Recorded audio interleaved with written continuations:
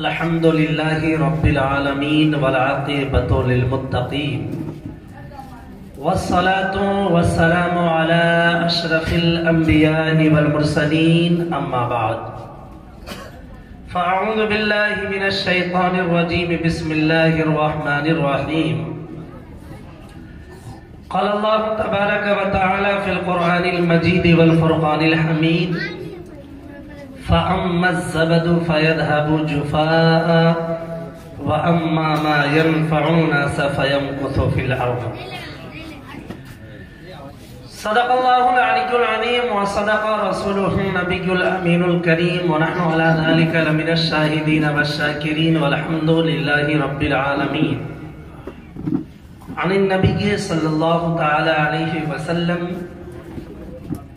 يأتي على الناس زمانا يجتمعون في المساجد وليس فيهم مؤمن. صدق الله العلي العظيم وصدق رسوله النبي الأمين الكريم ونحن على ذلك لمن الشاهدين والشاكرين والحمد لله رب العالمين. بہت ہی ممنون و مشکور ہوں جلسہ کمیٹی اور آپ کے مسجد کے خطیب و امام حضرت علامہ فیروز رضا قادری صاحب قبلہ کا کہ جن کی آواز پر لبیک کہتے ہوئے یہاں پر تشریف آوری ہوئی. اللہ کی بارگاہ میں دعا ہے کہ یہ جشن غریب نواز کو اپنی بارگاہ میں شرف قبولیت کا درجہ عطا فرمائے. جو علماء بیان کریں ان کو سنیں اور ہم سبوں کو عمل کی توفیق عطا فرمائیں. تھوڑی دیر کے لیے میں حاضر آیا اور جہاں تک آواز پہنچ رہی ہے وہ بھی حضرات جلسہ گاہ میں شرکت کریں، محفل کو کامیاب بنائیں. ایک مرتبہ جی لگا کر آپ تمامی حضرات محبت اور عقیدت سے آقا کی بارگاہ میں درود پاک پڑھیں. اللہم صلی علی سیدنا شفیعنا حبیبنا بارک وسلم صلو علیہ صلاۃ و سلام علیک یا رسول اللہ صلی اللہ تعالی علیہ وسلم صلاۃ و سلام علیک یا حبیب اللہ صلی اللہ تعالی علیہ وسلم صلاۃ و سلام علیک یا نبی اللہ صلی اللہ تعالی علیہ وسلم. غم و آلام کے طوفان کا رخ موڑ دیتے ہیں، غم و آلام کے طوفان کا رخ موڑ دیتے ہیں، نگاہ فیض سے ٹوٹے دلوں کو جوڑ دیتے ہیں. غم و آلام کے طوفان کا رخ موڑ دیتے ہیں، نگاہ فیض سے ٹوٹے دلوں کو جوڑ دیتے ہیں. علی کو مشکلوں میں اس لیے میں یاد کرتا ہوں، کہہ دیں علی کو مشکلوں میں اس لیے میں یاد کرتا ہوں، علی ہر ایک مشکل کی کلائی توڑ دیتے ہیں. عزیزان ملت اسلامیہ، مختصر سے موقع پر خطاب تھوڑی لیکن سنیں اور سن کر اس کو عملی جامہ پہنائیں. یہاں پر بیٹھے ہیں، ہندوستان کا دورہ تیزی سے کرتے ہوئے دورہ کر کر کے بیٹھ بھی گئے ہیں. شاعر اسلام ذیشان متراوی صاحب ہیں، سراج تابانی صاحب قبلہ ہیں کہ یہ جتنے جلسے پڑھتے ہیں ان کو بخوبی اندازہ ہے کہ جلسے کیسے پڑھے جاتے ہیں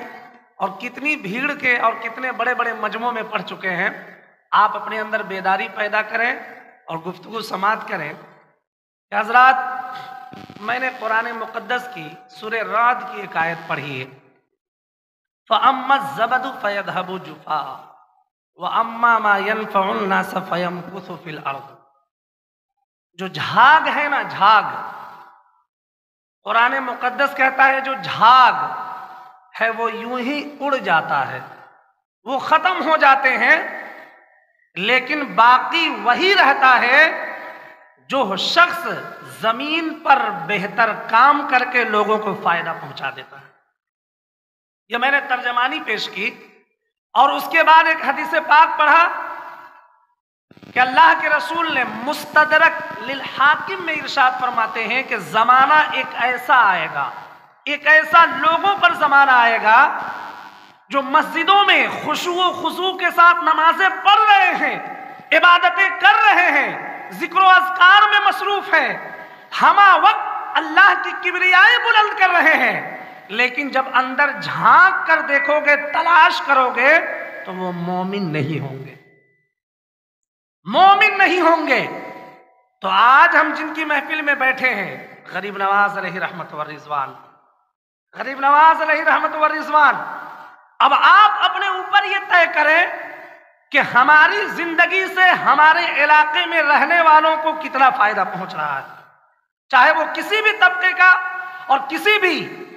معاملات سے وہ تعلق رکھتا ہو، چاہے وہ ڈاکٹر ہو، انجینئر ہو، عالم دین ہو،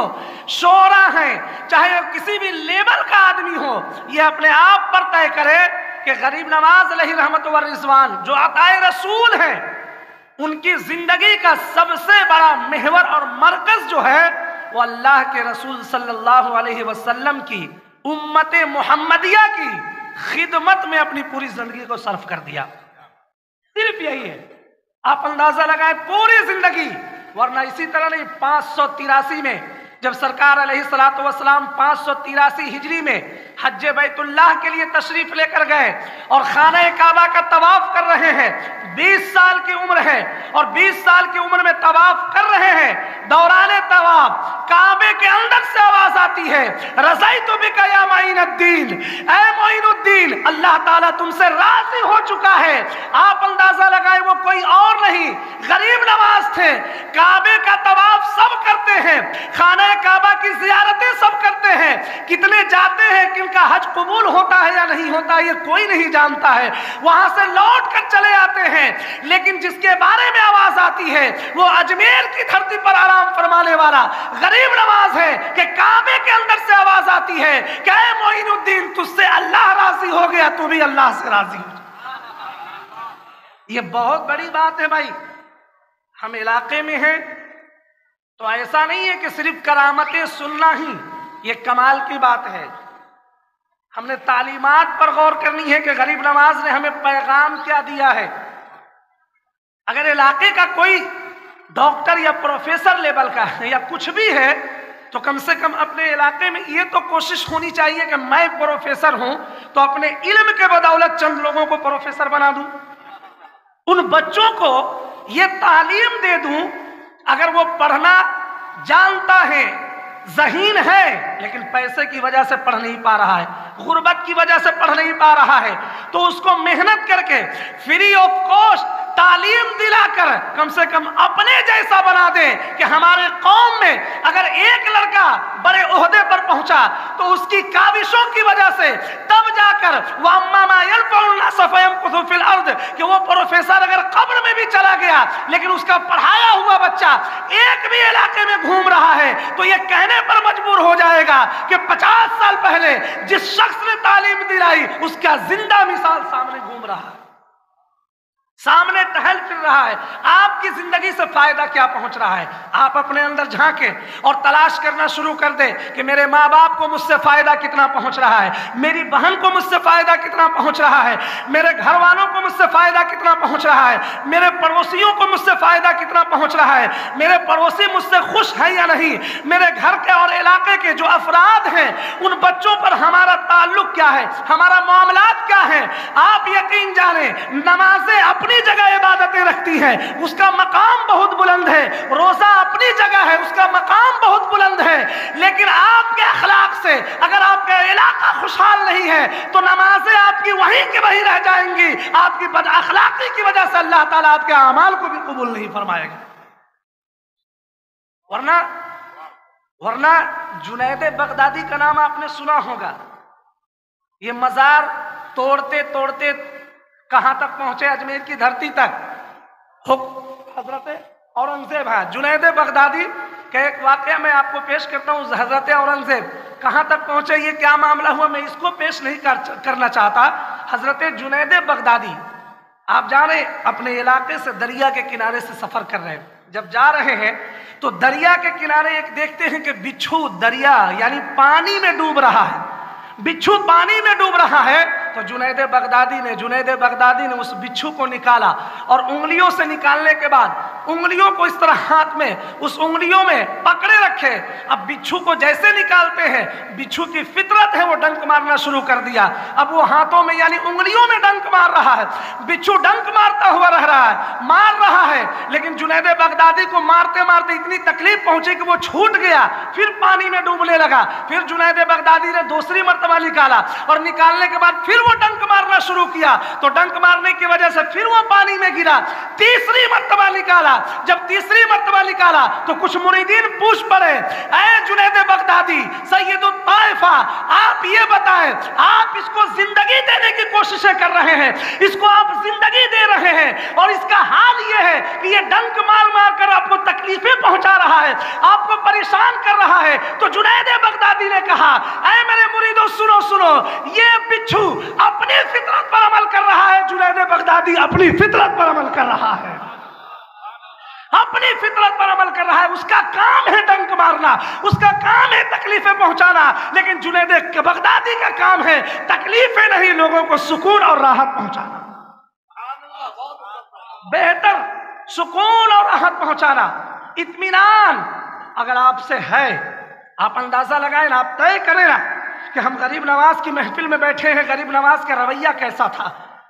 غریب نواز کا تعلق، غریب نواز کے گھر میں رہنے کا طریقہ کیا تھا۔ ہم نے کرامتیں سنی ہے، بہت بے شمار کرامتیں سن کر اپنی زندگیوں میں ایک خوشی کی لہر دوڑائے ہیں کہ ہم نے یہ کرامتیں سن لی ہے۔ غریب نواز یہاں چلے تو ایسا ہو گیا، کٹورے میں کوز انا ساگر کو اپنے پیالے میں لا کر رکھ دیا، سارے اجمیر والوں کو حیرت زدہ کر دیا۔ لیکن غریب نواز کی عبادت پر آپ نے کبھی غور نہیں کیا کہ غریب نواز کی عبادتیں کیسی تھی، وہ نماز کی کتنی پابندی کرتے تھے، وہ اخلاق کے معاملے میں کتنا اعلیٰ مقام حاصل کیے ہوئے تھے، غریب نواز کی زندگی کیسی تھی، سنت رسول اللہ پر کتنا عمل پیرا تھے۔ آپ یقین جانیں، خواجہ قطب الدین بختیار کاکی کا آپ نے نام سنا ہوگا کہ خواجہ قطب ان کے خاص و خاص میں سے تھے، ان کے مریدوں میں سے خاص میں ایک خاص نام جو آتا ہے وہ خواجہ قطب کا نام آتا ہے، خواجہ قطب الدین بختیار کاکی کا نام آتا ہے۔ خواجہ قطب الدین بختیار کاکی کو بھی اپنی ایک کرامت دکھاتے ہیں۔ خواجہ قطب الدین بختیار کاکی سلطان شمس الدین التمش جو ہندوستان کا وہ بادشاہ تھا، اس وقت پورے ہندوستان کا بادشاہ، نہ پاکستان الگ تھا، نہ یہ بنگلہ دیش الگ تھا، نہ سری لنکا بھی الگ ہوا تھا، پورے ہندوستان کا راجا اگر کوئی ایک تھا وہ سلطان شمس الدین التمش تھا، اور سلطان شمس الدین التمش مرید کسی اور کے نہیں، خواجہ قطب بختیار کاکی کے تھے۔ اجمیر کی دھرتی پر ہمارے غریب نواز چلے آئے، لیکن اپنی ایک عملی پاجامہ پہنانے کے لیے، ایک دنیا میں دینی کام کو پھیلانے کے لیے اگر چھوڑ رکھا تھا تو دلی کی سرزمین پر خواجہ قطب الدین بختیار کاکی کو چھوڑ رکھا تھا کہ اے قطب الدین بختیار کاکی، میں دلی جا رہا ہوں، تم اجمیر، تم جو ہے دلی کی میں اجمیر جا رہا ہوں، تم دلی کی دھرتی کو سنبھالو، دلی کی دھرتی پر رسول پاک صلی اللہ علیہ وسلم کے پیغام کو عام کرو۔ عزیزان ملت اسلامیہ، جب دیکھا یہ گیا کہ سلطان شمس الدین التمش ان کے مرید ہو چکے ہیں، خواجہ قطب کے مرید ہو چکے ہیں، تو ایک خاتون کے دل میں آیا کہ کیوں نہ بدنام کروں، کیوں نہ اسے بدنام کروں، کیوں نہ اس پر الزام لگایا جائے۔ کوئی غیر مسلم خاتون تھی، ایک غیر آئی اور الزام لگانے کی کوششیں کر رہی ہے، باہر بیٹھی ہوئی ہے، باہر بیٹھنے کے بعد یہ کوشش کر رہی ہے کب بادشاہ کے دربار میں چلے جائیں، اور جانے کے بعد خواجہ قطب کے بارے میں بتائیں کہ یہ قطب جس کے تم مرید ہو اس کا کارنامہ کیسا ہے۔ رو رہی ہے، تڑپ رہی ہے، باہر سے آواز آئی کہ اے سلطان شمس الدین التمش، آپ دیکھیں نا، ایک خاتون ہے جو آپ کے پاس مدد کی فریاد کر رہی ہے، مدد کی بھیک مانگ رہی ہے۔ سلطان شمس الدین التمش نے کہا کہ اسے بلا کر لاؤ، اسے میرے پاس بلا کر لاؤ۔ جب بلا کر لایا گیا تو وہ عورت پکار پر چیخ کر، بالوں کو بکھیر کر، کپڑے کو ادھر ادھر کر کے رو رہی ہے اور کہہ رہی ہے کہ میں جس کا نام لوں گی کیا آپ انصاف کریں گے، اس کے ساتھ انصاف کریں گے؟ آپ انصاف نہیں کر سکتے، آپ انصاف نہیں کر سکتے۔ سلطان شمس الدین التمش نے کہا اے خاتون، تو بتا تو کون وہ آدمی ہے جو تیرے ساتھ غلط کیا ہے؟ وہ خاتون کہتی ہے کہ آپ جن سے مرید ہیں، آپ کا جو پیر ہے اس پیر نے میرے ساتھ غلط حرکت کی ہے، وہ ناجائز طریقے سے میرا قربت اختیار کیا ہے اور اس کی وجہ سے 2 مہینے کا میرے شکم میں بچہ پل رہا ہے، آپ انصاف کریں گے؟ عزیزان ملت اسلامیہ جتنے مریدین تھے سب ہکا بکا رہ گئے کہ یا اللہ یہ کیا معاملہ پیش آ گیا، یہ کیسا ماجرا پیش آ گیا۔ خواجہ قطب کو جب بلایا گیا، خواجہ قطب کے سامنے یہ معاملہ پیش ہوا تو خواجہ قطب حیران رہ گئے کہ اے پروردگار یہ کیسا الزام مجھ پر آری کی ہے، یہ کیسا الزام مجھ پر عورت نے لگا دیا ہے۔ عزیزان ملت اسلامیہ جب سنایا گیا تو وہیں پر خواجہ قطب نے اجمیر کی طرف رخ کر کے یہ کہا کہ اے میرا پیر و مرشد، آپ کا مرید پریشان حال ہے، آپ کا مرید قطب پریشان حال ہے، آپ دعا فرما دے آج مجھے الزام سے بچا لے، اس لیے کہ اس کی کوئی تحقیق نہیں کرتا، بس سن لیتا ہے، سن کر یقین کر لیتا ہے۔ جب یہ سننا تھا دعا کے لیے ہاتھ اٹھاتے ہیں، جیسے دعا مکمل نہیں ہوتی کہ سراپا جسم و جسمانیت کے ساتھ غریب نواز خود دلی کی دھرتی پر آ جاتے ہیں، تشریف لے کر چلے جاتے ہیں، دلی کی دھرتی پر تشریف فرما ہوتے ہیں اور غریب نواز عرض کرتے ہیں اے خاتون تجھے بتانے کی ضرورت نہیں، قطب تجھے بھی بتانے کی ضرورت نہیں، یاد رکھ اس کے شکم میں جو بچہ پل رہا ہے وہ خود بولے گا کہ میں کس کا بچہ ہوں۔ غریب نواز نے اپنی انگلیوں سے اشارہ کیا اور اشارہ یہی کرنا تھا، اشارہ کیا کہ وہ بچہ 2 مہینے کا بول پڑا کہ اے معین الدین آپ کا مرید پاک ہے، پاک ہے، پاک ہے، اور جس عورت نے الزام لگایا وہ جھوٹی ہے۔ عزیزان ملت اسلامیہ جب خاص رشتوں میں ہم بد جاتے ہیں نا اور کسی سے سچی عقیدت رکھتے ہیں تو آپ یقین جانیں آپ بیٹھے یہاں ہیں لیکن عقیدت اور محبت سے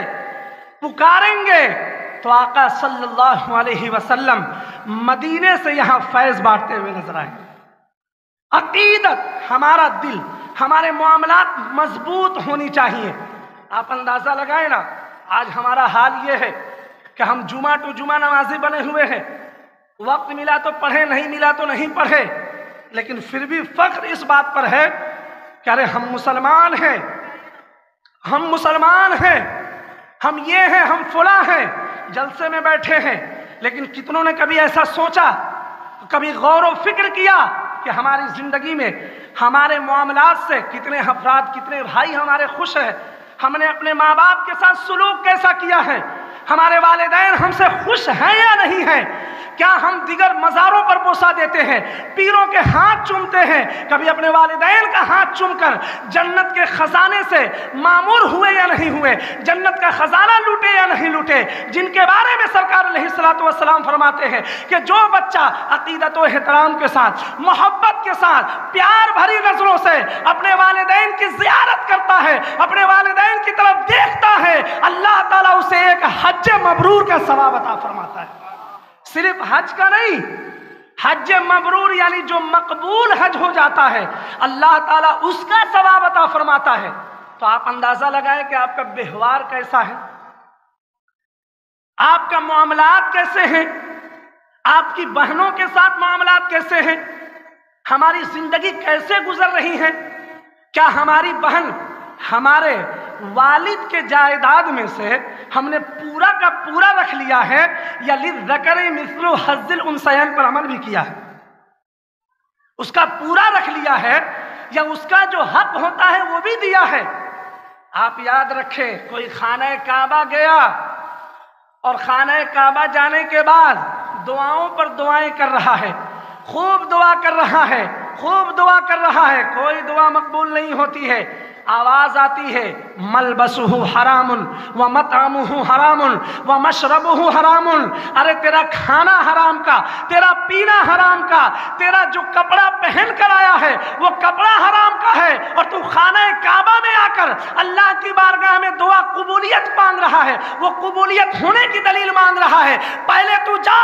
اپنے پیٹ کو حلال لقمے سے پاک کر، اپنے پیٹ کو حلال لقمے ڈال ڈال کر اس کو صاف ستھرا کر، اپنے بال بچوں کو حلال لقمہ کھلا، تجھے یہاں آنے کی بعد میں ضرورت ہے، گھر بیٹھے اللہ تعالیٰ تیری حاجتیں پوری فرما دے گا، گھر بیٹھے۔ ورنہ دیکھ لینا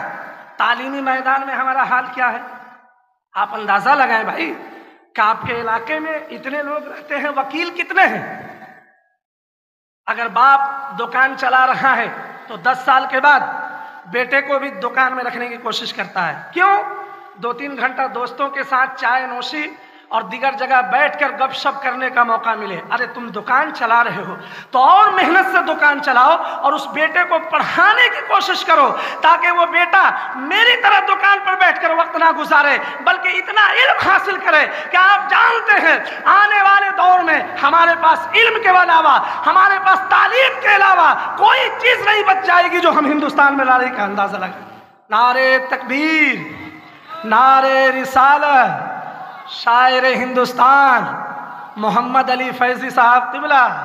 نعرے تکبیر.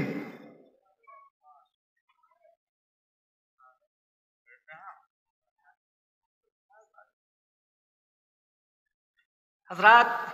ہندوستان کا وہ عظیم لہجہ آپ کے روبرو ہے اور آپ سماعت کریں گے. جو حضرات ادھر ادھر ہیں وہ بھی آ جائیں تاکہ سنیں اور سننے کے بعد اپنے قلوب اور اذہان کو تازگی بخشے کہ دیکھیں کہ جب نعت مصطفیٰ میں اتنی تازگی ہے تو میرے مصطفیٰ کے رخ انور پر کتنی تازگی ہوگی. آپ اندازہ لگائیں. میں اب جانتا ہوں کہ اسٹیج پر آ گئے ہیں جناب عندلیب گلشن رسالت، ان کو آپ سننا چاہتے ہیں. آخری حصے میں اپنے خطاب کو لے کر جا رہا ہوں، سنیں اور سننے کے بعد اپنی تعلیمات کو بلند کریں. یاد رکھیں، ہر تعلیم دلائیں، ہر تعلیم سے روشناس کرائیں بچوں کو، لیکن یاد رکھیں قرآن کہتا ہے یوم لا ینفع مال ولا بنون الا من اتى الله بقلب سلیم. اور میں نے جو حدیث پاک پڑھی تھی کہ آنے والے دنوں میں کوئی مومن نہیں ہے مسجد میں عبادتیں کر رہا ہے، نمازیوں کی تعداد بڑھی ہوئی ہے لیکن اندازہ لگائیں ایک طرف نماز پڑھ رہا ہے دوسری طرف آ کر چغل خوری کر رہا ہے، ایک طرف نماز پڑھ رہا ہے دوسری طرف آ کر حرام کاریاں کر رہا ہے، ایک طرف نماز پڑھ رہا ہے اللہ کی بارگاہ میں جھکا ہوا ہے دوسری طرف آ کر بیواؤں کو ستا رہا ہے، ایک طرف نماز پڑھ رہا ہے دوسری طرف آ کر دوسروں کے ساتھ گالی گلوچ کر رہا ہے. نماز عبادتیں اللہ کی بارگاہ میں جھکا ہوا ہے اور کتنے کا مال غصب کر کے بیٹھا ہوا ہے. تو آپ بتائیں کہ نمازیں کہاں سے کام آئیں گی، فائدہ کہاں سے پہنچائیں گی؟ جب آپ اللہ کی بارگاہ میں جھک گئے تو آپ 24 گھنٹہ سنت رسول اللہ کے مطابق زندگی گزاریں. آپ یاد رکھ لیں، ہم کہتے ہیں کہ ہم ایسے ہیں ویسے ہیں، ہم ماننے والے ہیں غریب نواز کے، ہم چاہنے والے ہیں غریب نواز کے. کیا غریب نواز کے سامنے ایسا معاملہ پیش نہیں آیا؟ اس سے زیادہ خطرناک معاملہ پیش آیا. لیکن غریب نواز کی آنکھ تھی لیکن آنکھوں کا پہرا مصطفیٰ کا تھا. غریب نواز کے پیر تھے لیکن پہرا مصطفیٰ کا تھا. غریب نواز کی زبان تھی لیکن کوئی بھی بات ادھر ادھر نہیں نکلتی تھی، جو نکلتی تھی سنت رسول اللہ کے آئینے میں نکلا کرتی تھی. ایک خاتون کو ایک راجا نے بھیجا کہ جا معین الدین اجمیری کو تو اپنی جال میں پھنسا، اپنے دامے فریم میں پھنسا. وہ خاتون آ جاتی ہے، آنے کے بعد جو ہے طرح طرح سے اپنے لبھانے کی کوشش کرتی ہے، اپنی جسم کی نمائش کرتی ہے، چہرے کی نمائش کرتی ہے، اپنے رخسار کی نمائش کرتی ہے کہ کسی طرح اس اللہ کے ولی کو اپنی طرف کھینچ لے، گناہ میں مبتلا کر دے. 1 دن ہو جاتا ہے، 2 دن ہو جاتا ہے، 3 دن ہو جاتا ہے، 5 دن گزر جاتے ہیں اسی طرح، لیکن غریب نواز کا نگاہ، غریب نواز کی نگاہ اس عورت کی طرف نہیں اٹھتی، غریب نواز کے چہرے اس عورت کی طرف نہیں اٹھتے. وہ عورت بول پڑی، ارے اے نادان تو مجھے کیوں نہیں دیکھ رہا ہے؟ اجمیر کی دھرتی پر سب ایک جھلک مجھے دیکھنے کے لیے ترستے ہیں، تو میری طرف نگاہ نہیں اٹھا رہا ہے. غریب نواز نے کہا کہ جس کے آنکھوں میں حسن مصطفیٰ بس گیا ہو، دنیا کے حسن سے کوئی پیارا نہیں لگتا ہے. دنیا کے حسن کی کوئی ضرورت نہیں ہوتی ہے. جب اپنے وجود کو اللہ کے رسول کے آئینے میں ڈھال دیا تھا، وہ اپنے وجود کو مصطفیٰ کریم صلی اللہ علیہ وسلم کے اسلوب پر ڈھال دیا تھا، تب تو حال یہ ہو گیا تھا کہ چلتے وہ تھے لیکن چلنا اللہ کے رسول کا تھا، بولتے وہ تھے لیکن بولنا اللہ تعالیٰ کا تھا، کرتے کچھ اور تھے لیکن کرنا ان کا تھا. کرنے والے عزیزان ملت اسلامیہ تمام کام اللہ کی طرف منسوب کر دیا جاتا ہے، اللہ کی طرف. آپ اندازہ لگائیں کہ ہر شخص اپنا محاسبہ کرے، اپنا محاسبہ کرے. پڑوسی کیا کر رہا ہے، دوست کیا کر رہے ہیں، अहबाब क्या कर रहे हैं? कोई नहीं, कुल्लुकुम राइन व कुल्लुकुम मसऊलुन अन रइयतिही। हर जिम्मेदार से अल्लाह ताला क़यामत के दिन सवाल करेगा कि तू ये बता कि तू बाप है तो तेरे बेटे अपनी जिंदगी में तेरे रहते हुए वो कैसे राहें गलत रास्तों को इख्तियार किए, वो कैसे गलत रास्ते पर चलने लगे, वो कैसे तुम्हारी बेटियां गलत रास्ता इख्तियार कर ली, वो बेटियों को तुमने कैसी तरबियत की कि 20 साल तुमने परवरिश की, लेकिन आने वाला एक आता है और 1 साल के अंदर अपना इश्क का, अपनी इश्क के चादर उड़ा देता है। तुम्हारी तरबियत 20 साल कैसी थी? तुमने सुन्नत रसूलुल्लाह उसके सीने में कैसे चिराग रोशन जलाई, तुमने कैसे सुन्नत रसूलुल्लाह को उसके सीने में बसाया, तुझे मालूम नहीं? जो 20 साल तेरे साथ पल रही है, तेरे साथ रह रही है, 1 महीना या 1 साल के अंदर वो जहन्नम का रास्ता देखती है। मेरे कहने का मकसद है, आज हम हर शख्स मोबाइल यूज करते हैं, नेट यूज करते हैं, हम जीबीओं का इस्तेमाल करते हैं, 2-2 जीबी हमारे मोबाइल में आते हैं, लेकिन वही लड़के या वही सब लड़कियां अपने अपने काम में मुलविस होकर कोई फेसबुक पर अपना वक्त गुजार रहे हैं, कोई इंस्टाग्राम पर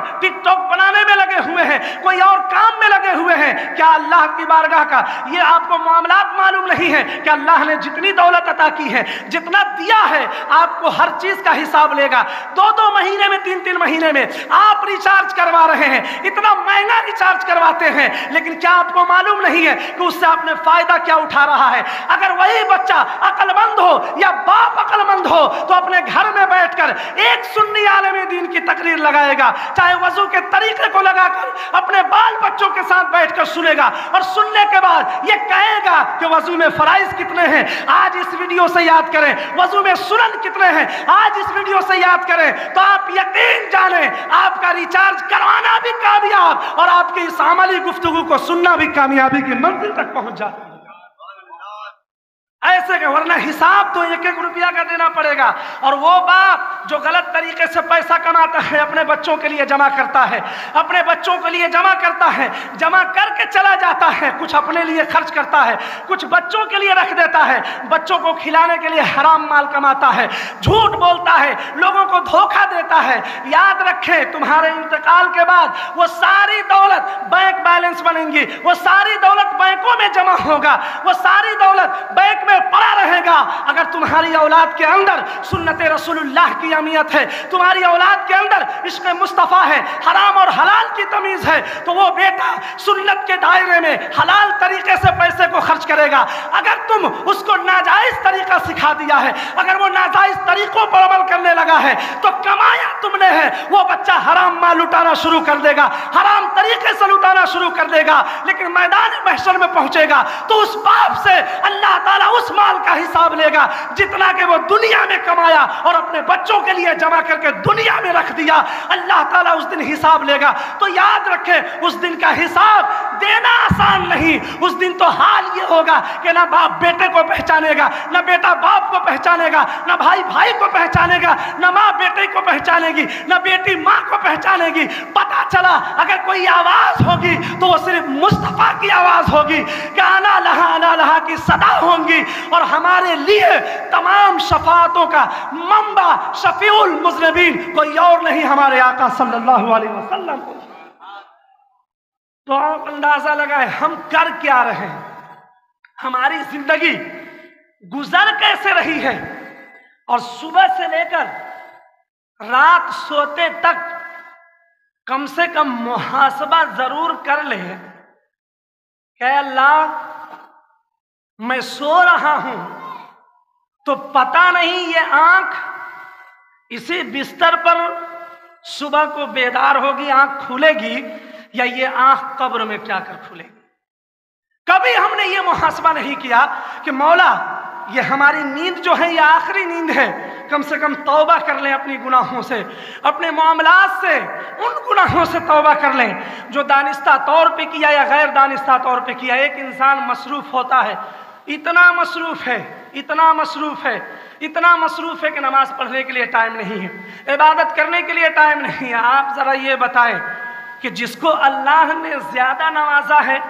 तो उसको तो ज्यादा मेहनत करने की जरूरत नहीं, घर बैठे मैनेजर रखे हुआ है, काम को फैलाया, अकाउंट पर पैसे आ गए। तो इबादत اور ریاضت تو اس کو اور زیادہ کرنی چاہیے، عبادت کے لیے اس کو اور زیادہ ٹائم دینا چاہیے، اس لیے کہ اللہ نے مجھے فارغ البال رکھا ہے، اللہ نے مجھے ہر طرف سے خوشحال رکھا ہے۔ ہم روزمرہ کی زندگی نہیں، بلکہ یہ نہیں کہ صبح کو اپنی ٹولی لگاتے ہیں، صبح کو ٹھیلا لگاتے ہیں، 8-8 گھنٹے 10-10 گھنٹے لگا کر 500-600 روپیہ لاتے ہیں اور کھا پکا کر زندگی بسر کرتے ہیں۔ تو اس کے لیے چلیں، ٹائم ہے یا نہیں، بعد میں اپنی نمازیں یا عبادتیں پوری کر رہا ہے، لیکن جسے اللہ نے خوشحال رکھا ہے، جسے اللہ نے فارغ البال رکھا ہے، جسے اللہ نے ہر طرح کی خوشی میسر فرمائی ہے، اس کو تو چاہیے کہ اور مزید زیادہ سے زیادہ اللہ کی بارگاہ میں سجدہ کرے، زیادہ سے زیادہ اللہ کی بارگاہ میں سجدہ ریز کرے۔ ایک آخری بات سنیں اور پھر وہ میں اپنی گفتگو ختم کرتا ہوں۔ سلطان شمس الدین التمش وہ لیڈر نہیں، ایک کونسلر نہیں، ایک ایم ایل اے نہیں، ایک ایم پی نہیں، ایک وزیر اعظم نہیں، بلکہ پورے ہندوستان کا بادشاہ، پورے ہندوستان کا مالک دلی میں بیٹھے آرڈر چلا رہے ہیں۔ خواجہ قطب الدین ہیں، خواجہ قطب الدین بختیار کاکی ہیں۔ جب خواجہ قطب الدین بختیار کاکی اور بادشاہ کے آخری ایام گزر رہے ہوتے ہیں تو انہوں نے کچھ وصیت فرمائی خواجہ قطب نے کہ میرا انتقال ہوگا۔ بزرگوں کا یہ طریقہ رہا ہے کہ اپنے انتقال کے وقت کچھ وصیت فرما دیتے ہیں کہ میری قبر کہاں ہونی چاہیے، میری نماز جنازہ کون پڑھائے گا۔ جیسے کہ صابر پیا کلیری نے، ان سے مرید نے بار بار پوچھا کہ فنا اور بقا میں کیا فرق ہے، ان کے جنازے نے بتا دیا فنا کسے کہتے ہیں، بقا کسے کہتے ہیں۔ خواجہ قطب نے وصیت فرمائی، وصیت فرمانے کے بعد ایک آخری وصیت جو فرمائی آپ وہ سنیں کہ میرے انتقال کے بعد میری نماز جنازہ وہی شخص پڑھائے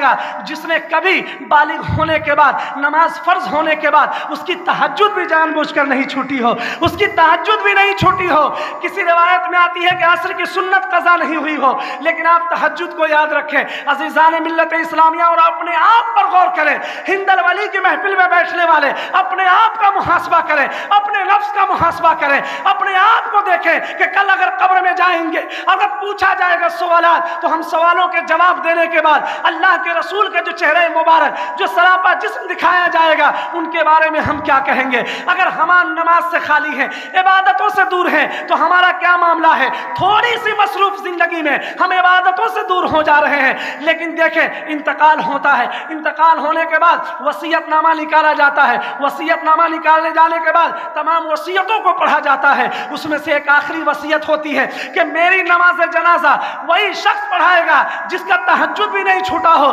جس نے تہجد کی نماز بھی نہیں چھوڑی ہو جان بوجھ کر۔ عزیزان ملت اسلامیہ، ہماری طرح یا بیٹھے ہوئے ایک سے ایک جبہ دستار والے، ایک سے ایک صوفیہ، ایک سے ایک علماء، ایک سے ایک مفکرین اپنی سروں کو جھکا لیتے ہیں کہ کون جائے گا نماز پڑھانے کے لیے، کون جائے گا نماز پڑھانے کے لیے، کون ایسا شخص ہے جس کی تہجد کی نماز چھٹی نہیں ہو، کون ایسا شخص ہے جو عشاء پڑھ کر سو جائے پھر تہجد کے لیے اٹھے۔ یاد رکھیں عشاء کے لیے اذان ہوتی ہے، مغرب کے لیے اذان ہوتی ہے، عشاء کے لیے اذان، فجر کے لیے اذان، ظہر کے لیے اذان، لیکن تہجد ایک ایسی نماز ہے جس کے لیے اذان نہیں ہوتی ہے، بس وہ اللہ کا تعلق بندے سے ہوتا ہے، بندے کا تعلق اللہ سے ہوتا ہے، اس کی آنکھیں بیدار ہوتی ہے تو وہ بیدار نہیں ہوتا ہے بلکہ اللہ اس کو بیدار کرتا ہے، اللہ اسے اٹھاتا ہے کہ تم پڑھ لو، جب ساری دنیا سو رہی ہے تو میری بارگاہ میں جھک جاؤ اور مانگو جو مانگنا ہے۔ عزیزان ملت اسلامیہ، ایک ہجوم ہے خواجہ قطب کی بارگاہ میں، نماز جنازہ میں ایک بھیڑ ہے، کوئی آگے نہیں بڑھ رہا ہے۔ تب ہندوستان کا بادشاہ سلطان شمس الدین التمش سر کو جھکائے ہیں اور اٹھاتے ہیں، اور اٹھاتے جنازے کے پاس جا کر کہہ رہے ہیں اے میرے پیر و مرشد، اے خواجہ قطب الدین بختیار کاکی، سلطان شمس الدین التمش بادشاہ ضرور ہے لیکن جس عبادت کو برسوں سے چھپا کر رکھا تھا، آپ کی جنازہ نے اس عبادت کو تمام لوگوں کے سامنے ظاہر فرما دیا، ظاہر فرما دیا۔ کوئی نہیں جانتا تھا میں کیسے نماز پڑھتا ہوں، کیسے عبادتیں کرتا ہوں، لیکن آپ کی نماز جنازہ نے اس چیز کو ظاہر کر دیا۔ آپ اندازہ لگائیں سلطان شمس الدین التمش جو دلی میں بیٹھ کر ہندوستان کی حکمرانی کر رہے ہیں، ان کی عبادت کا عالم یہ ہے کہ پیر کا انتقال ہو چکا ہے اور نماز جنازہ کوئی اور نہیں ہندوستان کا بادشاہ پڑھا رہا ہے، ہندوستان کا بادشاہ پڑھا رہا ہے۔ آپ اندازہ لگائیں کہ آپ بڑی بڑی کوٹھیوں میں رہنے والے یہ اندازہ اندازہ نہ لگائیں کہ وہ ایسے ہوں گے ویسے ہوں گے، چاہے جیسے بھی ہوں، بڑی بڑی کوٹھیوں میں بھی رہ کر اللہ کا ولی ہو سکتا ہے جب اس کا دل فقیرانہ ہو، جب اس کے دل میں اللہ اور اس کے رسول کی محبت ہو۔ آپ اندازہ لگائیں، اپنی مصروفیت کو بالائے طاق رکھیں۔ ہندوستان کے بادشاہ کی عبادت کا عالم یہ ہے، اور ہماری عبادت کا عالم کیسا ہے؟ ہم اس طرح غریب نواز کی محفلیں سجائیں گے، ہم اس طرح غریب نواز کی محفلیں منعقد کریں گے، ہمارے والدین اگر ہم سے خوش نہیں ہیں، ہمارے گھر والے ہم سے خوش نہیں ہیں، انا خیرکم من اہلی پر اگر ہم عمل پیرا نہیں ہوں گے تو کون ہوگا؟ میں گزارش کرتا ہوں اس جلسے کے مادھیم سے ایک پیغام دینا چاہتا ہوں کہ اپنے بال بچوں کو علم دین کی تعلیم حاصل کرائے، علم دین سکھائیں۔ یاد رکھیں، اگر بیٹا پڑھ لکھ کر بڑے عہدے پر بھی چلا گیا لیکن باپ کی نماز جنازہ پڑھنے کا اسے طریقہ معلوم نہیں ہے تو اسے انجینئر ہونا کوئی فائدہ نہیں پہنچائے گا، ڈاکٹر ہونا کوئی فائدہ نہیں پہنچائے گا۔ وہ ڈاکٹر اسی وقت کے لیے کامیابی ہے، لیکن قرآن کی چند صورتیں والدین کے جنازے کے بعد اس کے قبر پر جا کر پڑھ دے گا تو آپ یقین جانیں اللہ کی رحمتیں خوش ہوتی ہیں کہ یہ بیٹا، یہ باپ چلا گیا لیکن اس کا بیٹا چند آیتیں پڑھ کر اس کو بخش دیا۔ اے فرشتوں، ابھی اپنے چہرے پر ہاتھ بھی نہ پھیرے، اللہ کے فضل و کرم سے اے فرشتوں تم اس کے والد کے گناہوں کی مغفرت فرما دو، ان کی مغفرت فرما دو، اس لیے کہ کچھ کیا نہیں کیا۔ ارے اپنے چلے جانے کے بعد، اپنے انتقال کے بعد ایک اچھی اولاد کو دنیا میں چھوڑ کر گیا ہے۔ جب وہ بسم اللہ پڑھے گا، قرآن کی آیتیں پڑھے گا وہ جتنا ثواب اسے ملے گا اتنا ہی ثواب ان کے والدین کو ملے گا۔ آپ اپنے بچے کو دنیا دار نہیں بلکہ دیندار بنائیں۔ جب دیندار بنائیں گے چاہے جتنا بھی علم حاصل کر لے، جتنے بڑے عہدے پر چلا جائے، آپ یقین جانیں علم رہے گا اس کے ساتھ، لیکن دیندار ہونے کے ساتھ ساتھ ایک بیٹا اگر ڈاکٹر رہے گا، ایک بیٹا پروفیسر رہے گا تو یاد رکھیں جہاں لوگوں کی بھلائی کرے گا اپنے گھر والوں کو بھی فائدہ پہنچائے گا۔ وَأَمَّا مَا يَنْفَعُ النَّاسَ فَيَمْكُثُ فِي الْأَرْضِ، وہی شخص باقی رہ جاتا ہے زمین میں جس کی وجہ سے دوسروں کو فائدہ پہنچے، جس کی وجہ سے دوسروں کو نفع پہنچے، جس کی وجہ سے دوسروں کو بھلائی پہنچے۔ اللہ کی بارگاہ میں دعا ہے کہ اللہ تعالیٰ غریب نواز کے فیوز و برکات سے ہم سبوں کو مالا مال فرمائے، خوب کی سیر چمن، پھول چنے شاد رہے، باغ با جاتا ہوں میں، گلشن تیرا آباد رہے۔ استغفر اللہ ربی من کل ذنب واتوب الیہ۔ اسلام زندہ باد، باقرہ کے مسلمان پائندہ باد۔ السلام۔